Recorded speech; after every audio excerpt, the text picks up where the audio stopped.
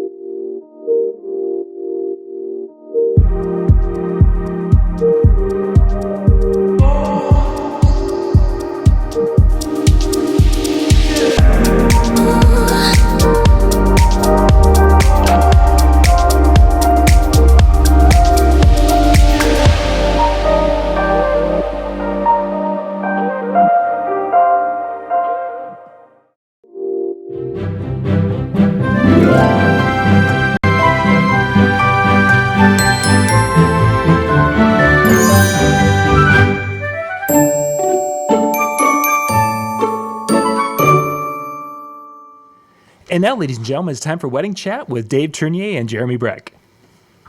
Good evening. Thanks, John. Thanks for the amazing intro, as always. Yeah, have fun, guys. and let's try to go past a half an hour this time. What? You know, Do we ever have a problem doing that? Hey, last show we were calling John back. I know. Here I am running across a frozen tundra to get back to the computer. I believe we were at 45 minutes and we're like, and that's the show. And we sat there for 5 minutes smiling at nothing. And then, okay, let's do something else. We'll see you in a bit, guys. Have fun. Thanks. All right, Dave, how you doing, man? I'm doing all right. I haven't seen you since last week. That's true.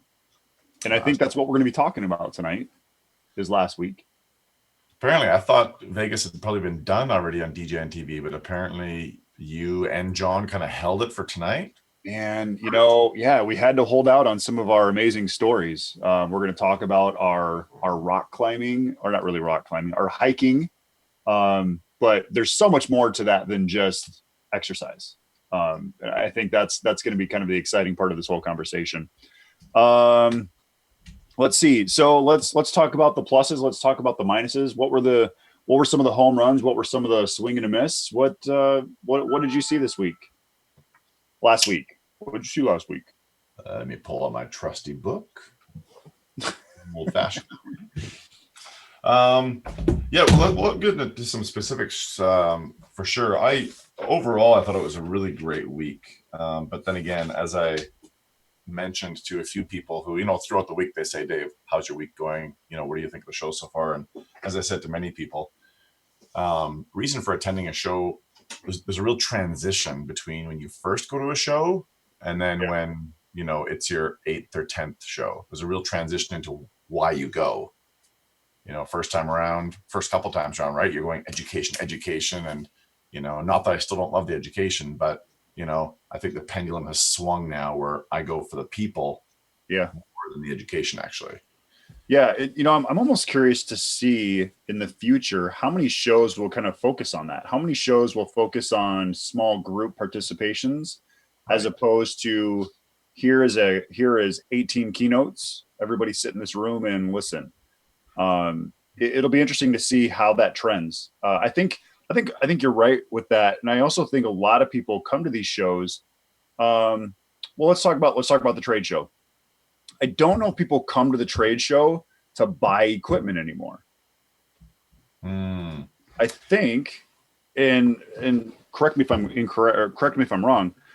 I think people come to the show because I think people come to the show to get hands-on with stuff, to play with the controller, to see the controller in person, or to play with that light, or to look at some of this new stuff that's coming out, because they can see it online, but they can't experience it online. So I think it's an opportunity for people to get their hands on it and say, yeah, this is what I'm looking for. And then I think what people do is now they go try to find the cheapest price or the best price. And we talked about that going into the Mobile Beat show, that, without these people setting up their booths and bringing that gear to the show, these shows don't exist. So Yes. I think, I talked to like Ben with NLFX. I talked with the guys over at IDJ Now. I talked with the guys over at Proline. I talked to a bunch of different guys and, asked how's the show. And, they said, it's not bad. And I think they also understand that that's what people do is they'll go play with the equipment and then they'll go find it. They'll find it somewhere else. Yeah. But I think there might be a little bit of a change in trend. I don't know. What are your thoughts? I think that's absolutely true. I mean, last night I was part of a Canadian DJ call where we had about 40 people on the call, and we were discussing Mobile Beat for 2 hours. And, a lot of the commentary was, Dave, that show floor seemed, smaller than in past years. And I don't know if it was, but I certainly acknowledge the fact that they're smaller than they used to be. I mean, that's right. People's shopping habits are changing so much. And I think there is going to come a time where one of two things is going to happen. Either the shows are going to dry up or the cost for attendees is going to go up. Because, we attendees don't shoulder most of the cost of these shows. Right. That's not news flash for anybody watching. The vendors shoulder most of the cost of these shows. And, as their commitment to a show shrinks, money's going to come from somewhere, right? I have no idea. I think those are cheap to produce. I think you kind of look at this online effect, kind of like the Amazon effect. You hear about all these retail stores closing their doors, and that's because people don't go to the store to go buy stuff anymore. It gets drop shipped to their front door within 24 hours. And that online shopping, that's the trend. So how is that going to affect us as a service? I'm curious to see what happens in the future for us as an industry, and I'm curious to see what other people think too. As we're a service, but is that going to affect us? This online presence, is it going to affect us? Because I guarantee, these shows, they're looking at it, oh, that'll never affect us, and you look at these big box stores or these big stores that are closing. I guarantee that there was a point in their time that they were thinking, oh, we're never going to close our doors. So I'm curious on when that's going to happen to our industry. Well, nobody saw Toys R Us going bankrupt, right? Right. And they really tried on the online space. Yeah, exactly. I think it's just going to change the way education is delivered because, these shows are kind of built on the premise that, hey, this is a great way to educate yourself, be it the presentations from the stage or the conversations in the hallways. Right. I think it's just that's going to be where the biggest shift is. And what John's doing here at Disc Jockey News is maybe, one example of the future, right? Where more content is online. Yeah. But of course, the big thing missing with that, as is the conversations in the hallways. You can't get the conversations in the hallways when you're learning stuff online. It just doesn't happen. And I think like what you guys are doing with your Canadian network, you're almost having hallway talk. You guys could technically go grab a beer and have a drink while you're having conversations with 40 some people. That's a cool way to network and to meet new people and to idea share. So maybe that is where conferences are held is online, and the sponsors are still involved, but you just don't have that hands-on experience. I don't know. That'll be interesting. Yeah, that could be. And and I guess I hadn't really thought about the Canada-wide DJ call that you just referenced last night that we did. Not we as in Jeremy and I. It was just myself and a number of folks up here in Canada. People further away north than me. Yeah. But I guess I hadn't really thought of that within the context of that in some way replacing those conversations in the hallways. But I guess it does in a way. Yeah. And for any Canadians listening that didn't know about last night's call, it's something that takes place almost every month, kind of 9-10 times a year. We usually skip the summer months. And if you don't know about it, please reach out to me privately and I'll hook you up because it's a pretty great thing. I think probably one of the most difficult things that you would run into is Hugfest would be a lot more difficult. I don't know, not really. Check it out. That's method one. Method two is like this. Oh, hi, Jeremy. Oh, yeah, I'm good. All right, that wasn't awkward. Okay, so let's talk about Hugfest. I think that's one thing that people always kind of look forward to is not being too cool to really engage with people and be close to people. Those are the relationships that we've built over years, and it's cool to experience that with people that really mean a lot to us within our industry. So Yeah, huge. I always enjoy Hugfest, and then the dinner. I mean, I think there was some really cool conversations that happened there. Chris Hintz, which he actually sat across the table. He's in my market, and we just had some great conversation. Over some Italian food. It was great, and I think there was a lot of people that may have connected with people they didn't know, but also had an opportunity to catch up with people that they did know. So that's always a great experience. I always enjoy doing that, and those dinners and those lunches. That's one thing I really missed in the past. And, you and I have had this conversation numerous times. Being involved in the lighting production in the past and not having to do it this year, it was a huge relief.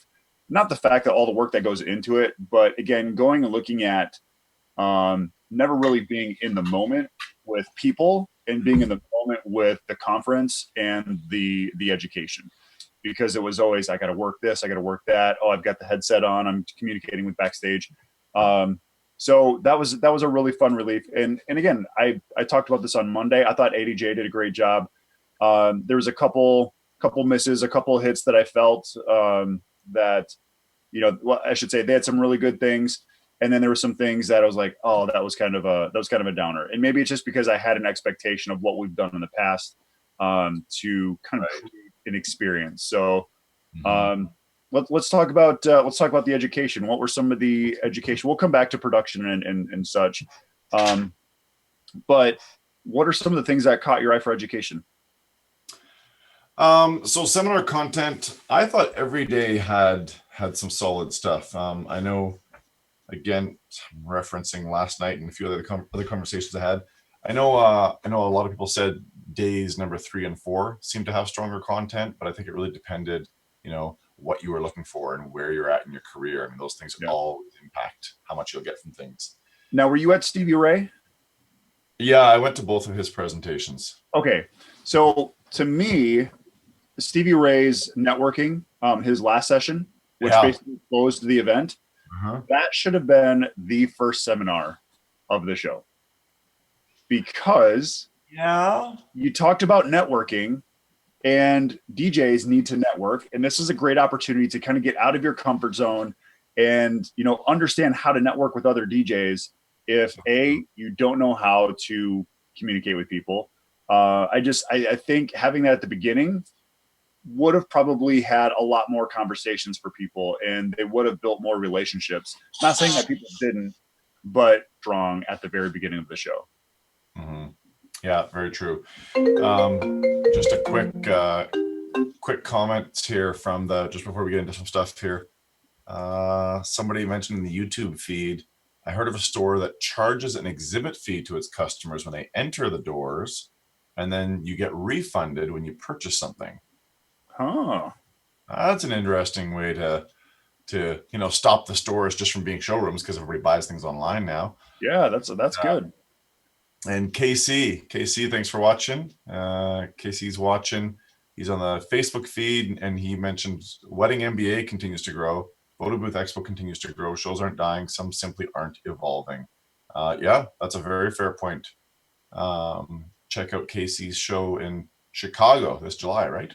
Yeah, we talked about that on Monday, the Marquee show. Yeah, that's right. You guys did talk about that on Monday. I watched your Monday show, by the way. Thank you. By the way, what is this? Cheating on Dave. You got somebody else now? I was just testing the waters. Trying other flavors. Yeah.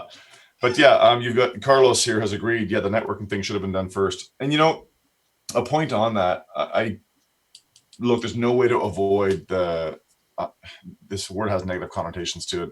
I don't want to use it. I'm just going to use it anyway. There's no way to avoid the cliques that are, at Vegas or any DJ show. There's always groups of people who are friends with each other, and you may feel like an outsider, but you're right. Had Stevie's presentation been first, I think that would have helped a lot of people get over that, because look, I'm a pretty open and honest guy. I'm a man of integrity, and and I know I've received, one note, just, hey, Dave, I said hi a couple times, and we didn't get to connect. You didn't hear me or whatever, and that just gutted me. I'm like slap me, get my attention. Like I'm easy now. Granted, first to admit, when I'm trying to get somewhere in a hurry, guilty as charged, I will put my head down and power walk.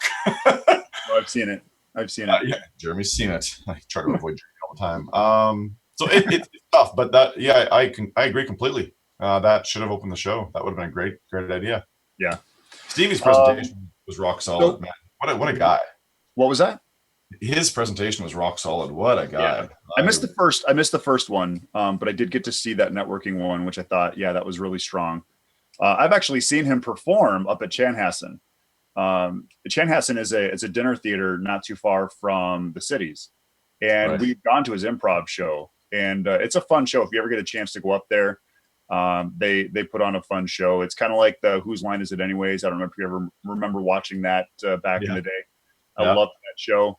I thought it was very creative, and they do a lot of those fun skits as well, and incorporating and engaging people in the audience. So it's a great show. You have to go check it out if you ever get to Chanhassen area. What was your biggest one? What was the one that just like blew you away that you didn't expect, but you felt like it had all of the meat that you needed? Oh man. I'm doing some quick flipping here.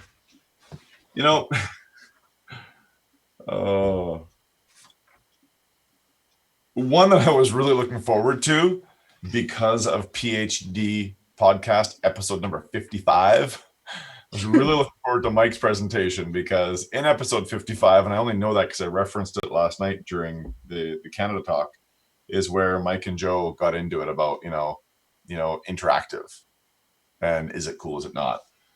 And I mean, Mike's presentations, he's one of the most dynamic presenters we have in this industry. Props to you, Mike. Great presentation. I guess it's going to sound so weird. That's the one where all the meat and potatoes should have been for me. And it was. What I mean is, I've seen Mike present on similar themes before, and I still haven't pushed myself out of my comfort zone to be as quote interactive as he is during that first half of the night, and I need to get over that. So I made a few notes about, some of his approach. I thought his quick study of that 1 minute of Justin Timberlake's performance in the Super Bowl was brilliant. Yeah, that was good. That was really good. I mean, if there's one thing about Mike, he's turned on to pop culture and news in a way that is really remarkable. And the fact that he used that recent event as an example. And then, of course, I think it was near the end of his presentation, or maybe partway through, he says, oh, and by the way, on being interactive, if it's cool enough for JT, it's cool enough for you. That's right. Yeah. Jason Clock, I thought did a good job as well. I mean, time management, that type of thing. I really liked the very simple sentence that he said, and that was, organization is a choice. Yeah. End of story. If you're not organized, stop blaming it on some, external thing you can't control. It is a choice. And it's funny because the whole is a choice seems to be something that's hitting me from a variety of directions. I was listening to a Tim Ferriss podcast the other day, and he got stopped by the person he was interviewing because he said something about being busy, and she's like, busy is a choice. You know that, right? And they proceeded to talk about how, people often say, God, I'm really busy. And she's like, don't people realize busy is a choice? Yeah, you put it on yourself. You're exactly right. So busy is a choice. Organization is a choice. This whole is a choice. I don't know, a little meta stuff maybe, but I mean, God, I can control a lot more than I sometimes give myself credit for, and I think the same goes for everybody listening in on this little chat as well. So, yeah. Randy's presentation was great. I mean, I've seen Randy a number of times, so less fresh stuff for me, but it was really well received by everybody on my call last night. Yeah.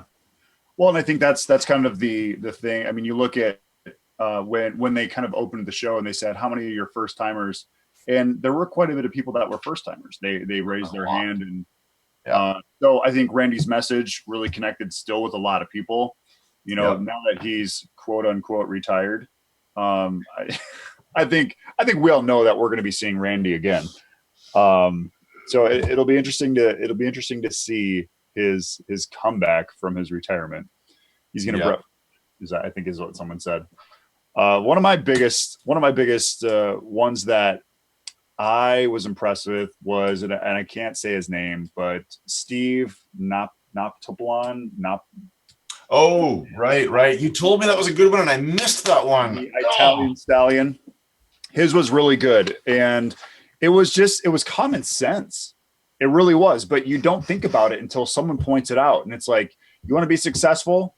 Go talk to the people who are already making you successful. Learn from them, look at them, mirror them, and then become them, and then go find more just like them. It's like, yeah, okay, that makes sense. Right. That's pretty intelligent for something so simple. Yeah. I really liked his, and I wanted to sign up. He had this really great show special. It was like $700 and some for kind of an analysis where he would like visit with you and, you know, tell me about your business, tell me about this, and then just really break it down and then help you kind of find your wow clients. Yeah. And I was really anxious to jump in on it, but it's like, gosh, you know, I have some other projects that I'm working on, and I can't put all of the energy in this and this because there was a good sale on this. So hopefully I can see him again, and he has something, you know, down the road that will allow me to engage with his work. But he was really good. I enjoyed him. I did like Stevie Ray. I didn't get a chance to see Doug Sandler and Mitch, and a lot of other people said that his was really good. So I'm hoping that I can get the Mobile Beat recording and watch that seminar because, you know, again, if Mitch says it's good, it's got to be pretty good. That's true. Speaking of recordings, just quick plug here for Mobile Beat. Yeah. Jump on mobilebeat.com if everybody wants digital access. It's like $149 a year. Yeah. And you get access to all the recorded content from Mobile Beat that they've ever recorded. Right. Including this year's. That's bizarre. Yeah. So check it out, because I'm going to do that because I want to check out the, finding your wow client, because you spoke so highly of that one. Yeah, absolutely. That's the Joe Bunn, I knew Joe Bunn would do great, but I think Joe Bunn did the best he's ever done. I've seen Joe a couple times. I think I've seen him about 5 or 6 times now. And this time it's like he was so comfortable and he just clicked. Yeah. So Joe did a fantastic job. Of course, I bought his flash drive, you know, at the show there. I asked him to autograph it, but he didn't have a pen small enough. So, I mean, I went with what I had. Some other ones, I'm trying to think. There were some really good ones. Oh, the one that I would say I was kind of disappointed. I was hoping to really get some really good information out of was it was the other Steve. He did about, you know, building a production company or doing production or something like that. I thought that regarding production, I thought that Jason Weldon probably did his best presentation he's ever done as well. I've seen him in the last 3 years. Yeah, I've seen him in the last 3 years or 4 years. And I think this was his most solid presentation that he's put together. Well, like I said, the other Steve that did his seminar, I was really hoping to get some good stuff out of it. And I don't know if it was like, okay, I already knew some of this. I think it was more of a, this is my business. This is how cool we are. And I apologize, Steve. I would love to help you kind of like refocus your seminar. Yeah. I didn't get any nuggets out of it. And I actually, on Sunday, they had this email that went out, and it's like, you can have a bonus workshop on Wednesday morning at 8 a.m. to 9:30 for like $25. I'm like, hey, $25, that I can't pass that up. You know how much education I like. I love to take in as much as I can. And so I took it. And again, it was kind of a repeat. Like, here's my business. And these are the cool things that I'm doing. Yeah. And when it was kind of a Q&A, it's like we were supposed to end at 9 o'clock. So we like missed a whole half hour of education. So it was, hey, I've got a question. And I kind of laid it out. I said, here's the 3 questions that I have. And it was kind of like, oh, that's a really in-depth conversation. I think, we definitely need a lot more time than just an hour. I'm like, well, we technically still have a half hour before, we're supposed to be done. Which workshop was this, sorry? This was the behind the scenes building a production company. Oh, okay, got it. Yeah, this was a complete. Yeah, it was something that came up like the week of Mobile Beat, and I think there were maybe like eight people there, so it wasn't well attended. But again, I felt like I didn't get nuggets from that either. So I think he has a lot of knowledge and he has a lot to share. I just don't know if he was just cautious because he didn't want to give away too much information.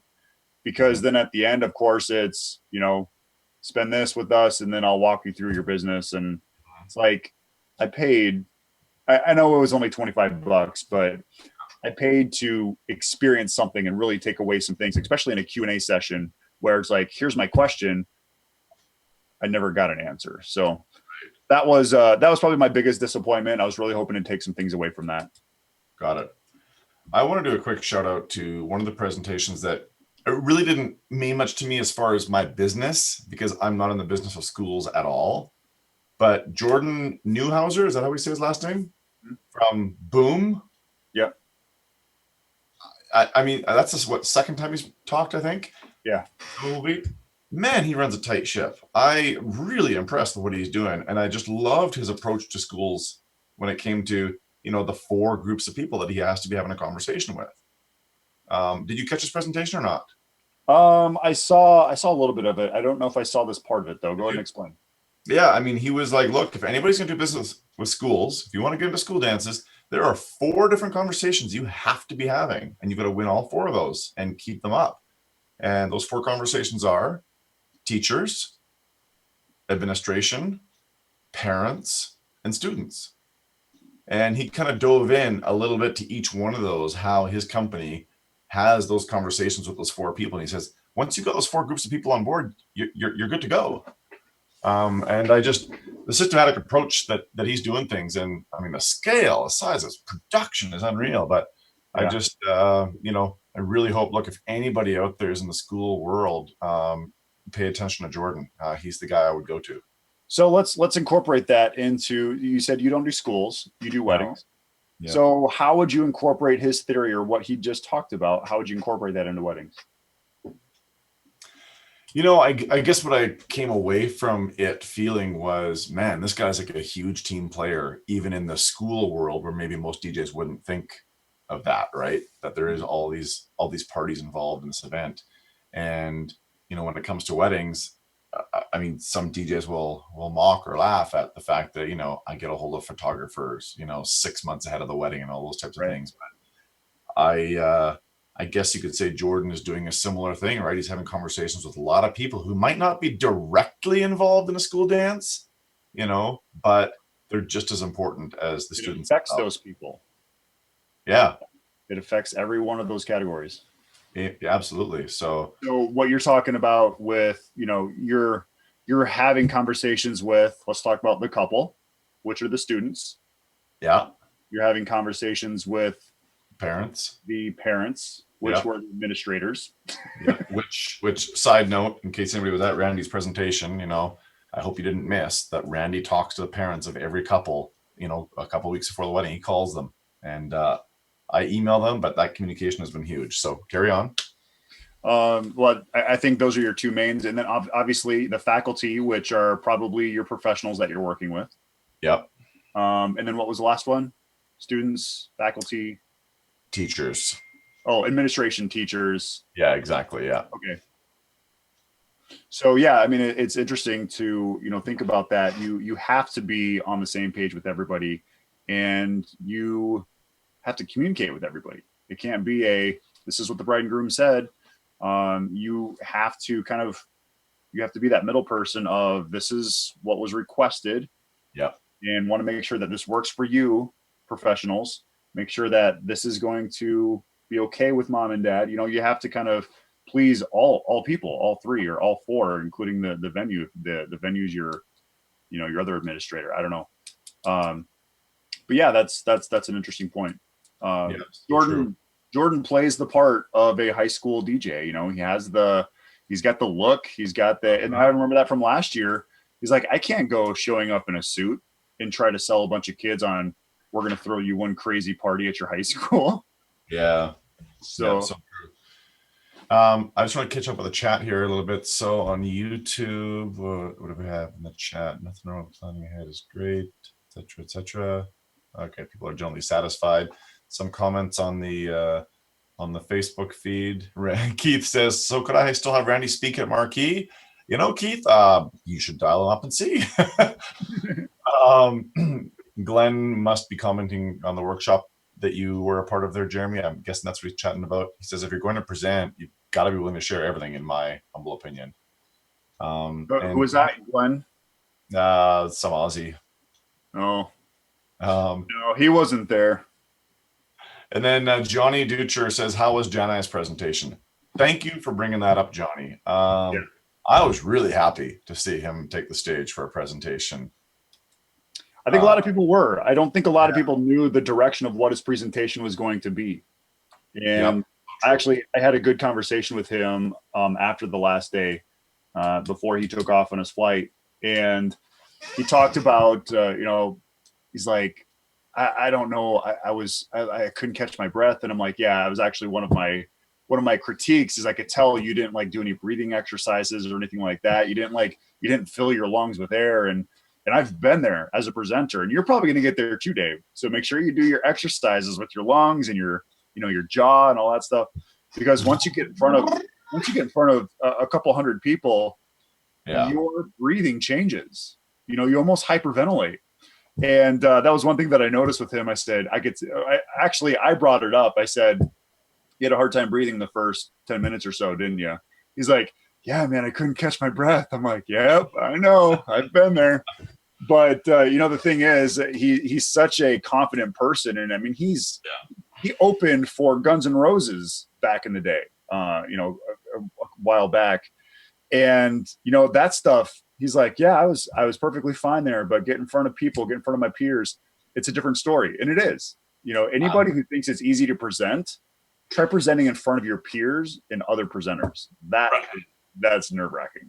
Yeah, as I've said, Midwest DJs Live, I'm looking forward to, but the nerves are there. But I hope it's a part of something that keeps me honest. Jenna had a really good message. He said, stay true to yourself, and he had a great story, and that's the powerful part of a presenter, when you can have that flashback of, I decided I was going to ref some soccer games, and I was told I had to get my socks pulled all the way up, and he kind of broke that mold. But again, he incorporated a story that brought it all to reality to people. Like, just be yourself, just do what you do. Yeah, so true. I do want to make mention of one thing that Jana said, which I wrote down and circled, and not because it was a learning moment for me, but just because it's something I've had conversations with DJs about before. Jana basically said, your personal life online and your professional life, if you think there's a difference between those two, you are delusional. Yeah. There's just a lot of DJs that kind of pretend to be living two lives, right? They'll kind of curate their Facebook feed with a lot of stuff they wouldn't necessarily want the public to know about, and then they have another life. And in fact, just a couple of months ago, I accepted a friend request, and the guy actually sent me a message and said, hey, just FYI, I get a little on my personal page, but if you want to connect with my business page, it's over here. And I'm like, I didn't say anything to him. I just get to know the guy, but there's no difference. Nope. So stop fooling yourself. Your people are researching you online in every possible way. And I guess the only way there could be a difference is if you have no friends on a Facebook page and you have everything set to private, so that way nobody else can see. But yeah,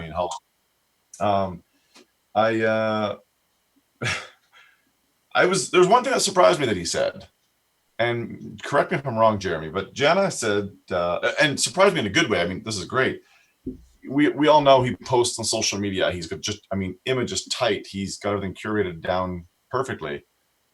And he said he'll spend 20 minutes looking at a post. He'll write it out, and then he'll spend time looking at it, rewrite it, edit it before he posts it. I wish more people would do that. Right? Yeah. And look, I don't want to be an angel here, everybody. Yours truly included, right? Sometimes we write things, we just go, oh, we shouldn't have put that out there. But I thought that was, I hope people picked up on that, this stuff just doesn't come out of him just like that. I mean, he takes time to craft it really, really well. And, not only that, but, you're going to write something, let it rest for 10, 15 minutes, and then go back and go, no. Especially if it's a rant. Right. Okay, so we have to talk about the hike. So Marcello puts on an amazing hike. He organizes this, and if you don't know Marcello, it is, if I say be there at 1:30, you better be there at 1:30. And you can just see in his face, he was just like, those people that were not on time. It's no different than if you're going to an event. If your event starts at 1:00, you better be there at 1:00. So it was funny just kind of kicking off like that. But a huge thanks to Ron Michaels for driving us out and waiting for us and driving us back after the hike. That was a huge props and huge thanks to you, Ron. But this was a really cool opportunity to talk to people who I've never met before. I had a lot of great conversations with people that I don't chat with online, or I don't really see, I don't know. And I got to meet a lot of great people on this hike. And I think it was more of the, like, we as a group, even though I don't know you, we did something awesome today. And that I think was extremely exciting. I loved going on that hike. I loved, Kat, your wife, basically led that hike for us. She was part of our group anyways. You had a couple other guys that were ahead of us, but she really enjoyed it, and it was good having conversations and talking just life in general. But there was also business talk, and something so casual can still be a learning experience. And I think that was also the fun part of it. Go ahead and give me your feedback on that. And then I want to tell the story of the peak of the mountain. Yeah, that was a crazy hike, and I'm glad Marcello mentioned later. He's like, okay, so maybe it was a little longer, a little harder than I thought it was going to be, but we should be up to the peak in about, I don't know, hour and 15. Like, we're walking up this thing. It's like, was that a dead sprint or what? Yeah, but we made it. We did stop. We took a break, but it did take us an hour and 40.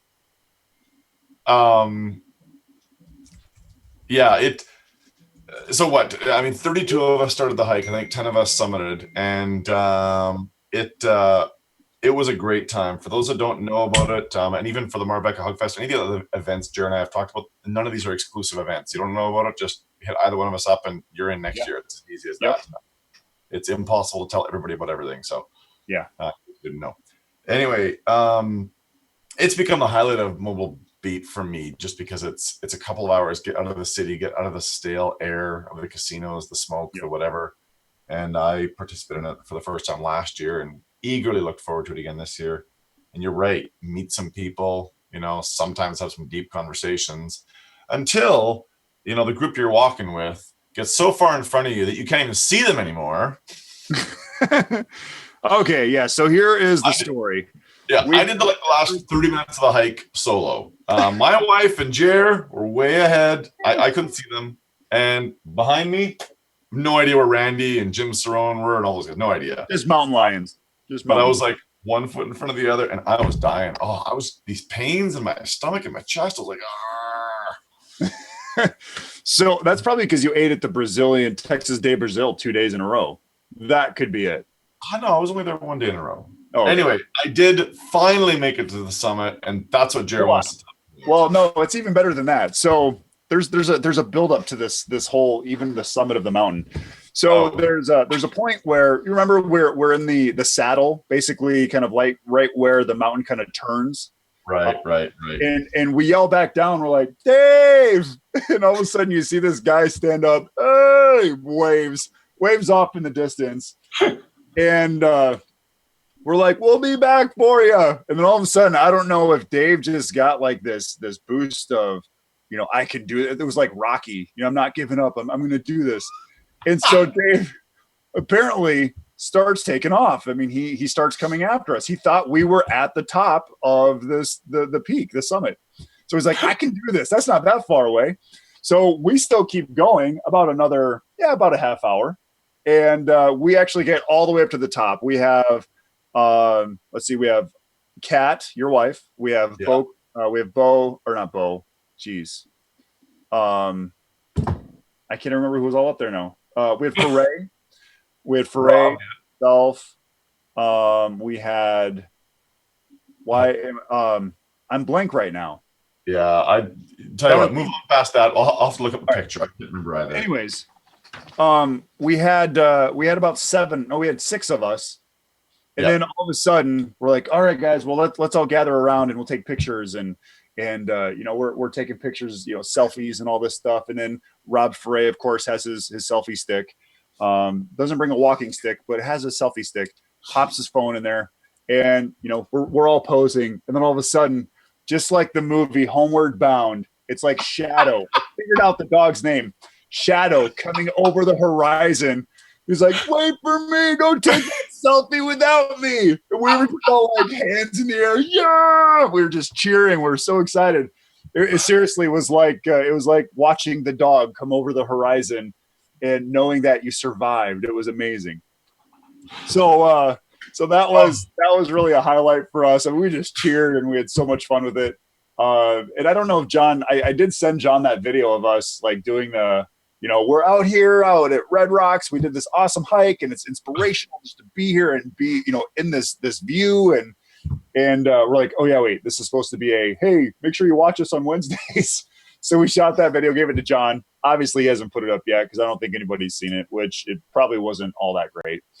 But and then we got some great pictures of all of us then. And the next thing you know, here comes Marcello coming over the peak and he's like, oh, and we actually started heading back down. Yeah. And he's like, no, just keep going. I'm going to run up to the peak real quick. He runs up there. And at the peak, they have this box that has these little like treasures and stuff that people have dropped off. And our idea was for Marcello to put his book in like a waterproof bag, leave it up there. Right. Yeah, leave it up there. And so that way when someone gets up there and says, please take this book, and then inside you basically have a message. Now that you finish this book, the next mountain climb that you have, take it up to the top, leave it there for the next person. So it's almost like that traveling dollar bill thing. I think that would have really been cool. And I still don't even know if we brought that up to him. You know what? I'm glad you reminded me of it because we came up with that idea as we were hiking down. And we'll have to shoot Marcello a message because I think that would be a really cool way for his Celebrate Life book, which is an awesome book. If you haven't checked it out, it is an awesome book. Google Celebrate Life Marcello, a really cool book. Yeah. So then I guess the last thing I wanted to go over was the production. Obviously not being involved in the production this year. I'm like every DJ that goes to a wedding that they're not DJing.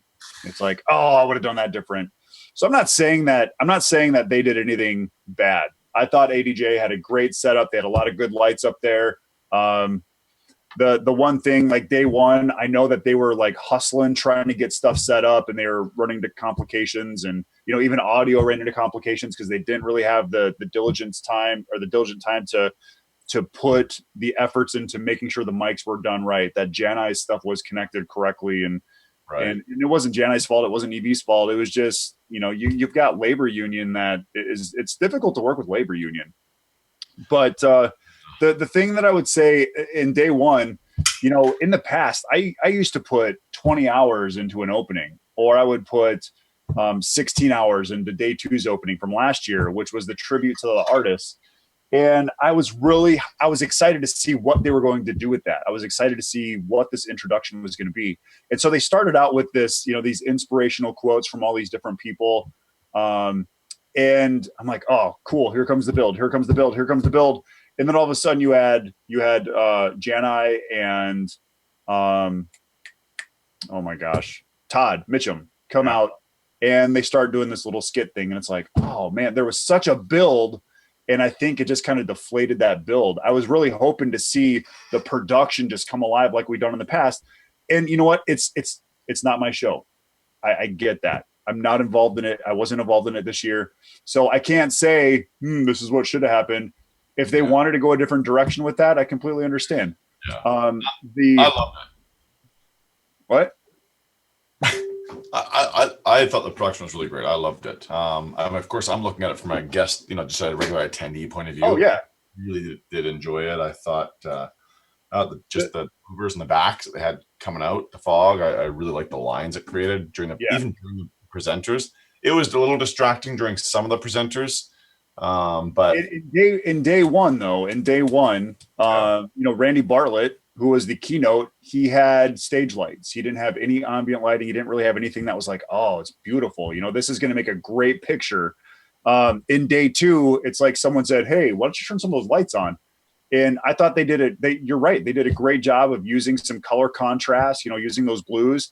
I thought the lighting that they did for Vanilla Ice, I thought they did fantastic. Well done. I think, they've incorporated some Vanilla Ice music videos in the LED screens. I had some people say, the way they have the speakers placed and the way some of those LED panels were, like where Jan Eyes was at and where the other side was at, which really wasn't doing anything, just more balance.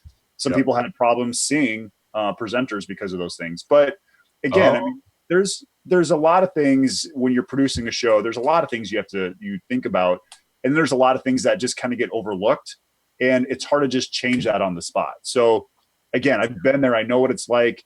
Overall, I mean, I thought the audio sounded fantastic during the concert. The microphone for who was it? Fat Man Scoop just wasn't the right microphone for him. When you had Vanilla Ice, yelling through a microphone, it came across clear. So I think a microphone issue there, but otherwise EV, always a great job. I mean, they're running 12 subs up the front. That's what DJs want. They want the boom, they want that rumble. And then, I thought the LED boards, they did some good job with the branding, using the Mobile Beat logos and things like that in the background, which again, if you're using LED boards, those are things to be thinking about. Yeah. I'll make a comment about that. That really seemed to be a massive underlying equipment theme this year. LED panels are freaking everywhere right now. And all shapes and sizes. And I mean, those letters, the, MBLV letters and the ADJ letters they had set up outside. I mean, they had those things built taller than I am. I thought the curved panels, I thought those were pretty cool. I thought those were impressive. And if that doesn't impress you folks, did you notice, Jer, the new LED screen that's set up in front of Caesar's Palace? I didn't make it down that far. Didn't you? I didn't go anywhere in Vegas. Like, okay, so was New York. Oh wow. Okay, so in front of Caesar's Palace, for those who haven't seen it, for Jared as well, they've got this massive new LED screen, and it's held up by two massive Roman pillars. Okay. But the pillars are all LED screen in a perfect cylinder. Pardon me, not a perfect cylinder. They literally have, kind of that Roman sculpting line to it, but it's all LED. So you're watching it and you're just watching the screen and it just looks like Roman pillars. And then all of a sudden the entire pillar dissolves into something, and damn, that's cool. Mesmerized by it. LED panels are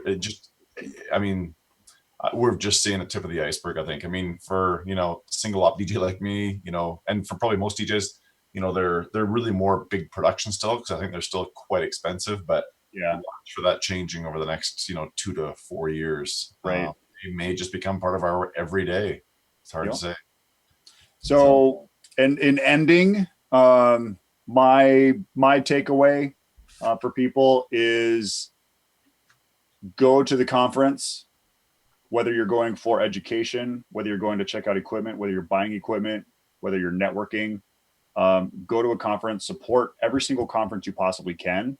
Yeah. Because again, they're supporting you, they're keeping your business going as well. And,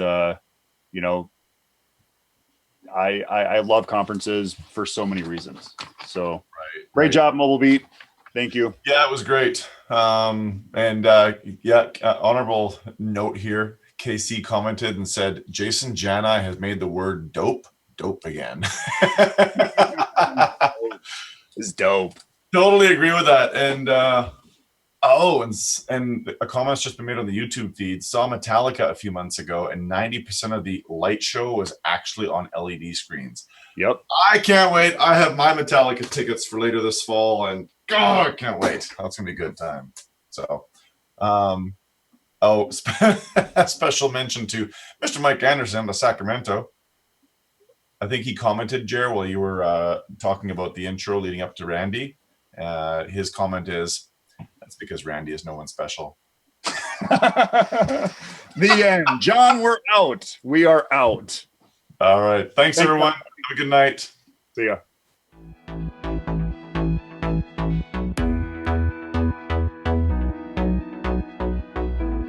Tonight's DJNTV show is sponsored in part by Electro Voice, DJ Event Planner, ADJ, NLFX Professional, Promo Only, Newmark, and DJNTV Insiders.